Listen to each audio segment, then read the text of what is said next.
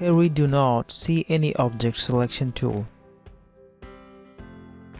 If you follow this video tutorial, you can solve Photoshop 2020 missing object selection tool.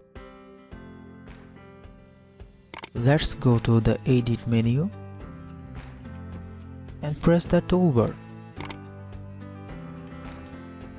There are two ways you can solve this task.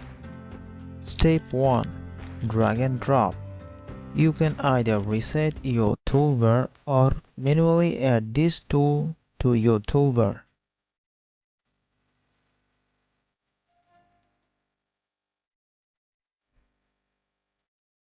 Step 2. Restore defaults. Reset your toolbar.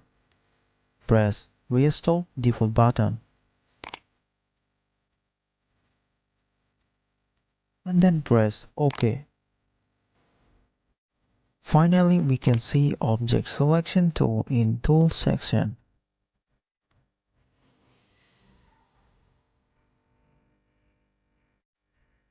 If you like this video, subscribe this channel, and thanks for watching.